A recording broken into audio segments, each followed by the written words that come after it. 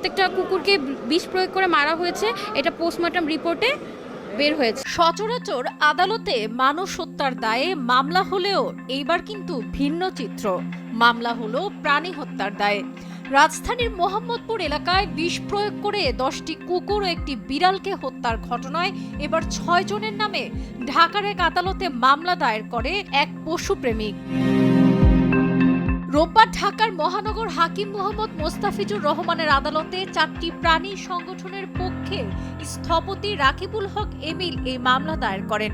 আসামিরা হলেন ঢাকার মোহাম্মদপুরের রিং রোড এলাকার জাপান গার্ডেন সিটি হাউজিং এর সভাপতি আব্দুস সালাম সহ সংগঠনটির সেক্রেটারি শাহনূর, সহ সভাপতি ইয়াহিয়া, আরিফ, শাহ আলম ও কাজল। আদালতে বাদীর জবানবন্দি রেকর্ড করে অভিযোগের বিষয়ে পুলিশ ব্যুরো অফ ইনভেস্টিগেশনকে তদন্তের নির্দেশ দেন।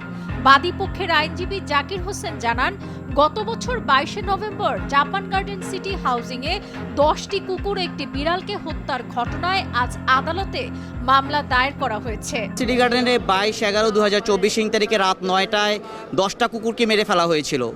এই 10টা কুকুরকে 3টা ডেড বডি আমরা খুঁজে পাই, আর বাকি ডেড বডিগুলো আমরা খুঁজে পাই না। সেই জন্য আমরা প্রাণী কল্যাণে, যেহেতু আমরা অর্গানাইজেশন এবং গভর্নমেন্ট রেজিস্টার্ড, সেই ক্ষেত্রে আমরা স্বেচ্ছাধীন হয়ে আমরা বিজ্ঞ সিএমএম 17 নম্বর কোর্টে মামলা দায়ের করেছি 428, এবং তারা যে ভয়ভীতি দেখিয়েছিল সেজন্য 506 ধারায় মামলা করেছি। বাদী রাকিবুল হক এমিল জানান, কুকুরগুলোকে বিষ প্রয়োগে মারা হয়েছে এবং একটি অপরাধ সংঘটিত হয়েছে সে বিষয়ে কোনো সন্দেহের অবকাশ নেই। যেহেতু একজন ভেটেরিনারি কর্মকর্তা মৃতদেহগুলোর সুরতহাল, ময়না তদন্ত এবং সিআইডি ফরেনসিক করেছে, সেহেতু পিবিআই এর মাধ্যমে অভিযোগের সুষ্ঠু তদন্ত হয়ে সত্যিকার অপরাধী বের হয়ে আসুক, এটাই আমার একান্ত চাওয়া। আদালত তো আজকে এটা পিবিআইকে তদন্তের ভার দিয়েছে, যেটা আমরা সন্তুষ্ট।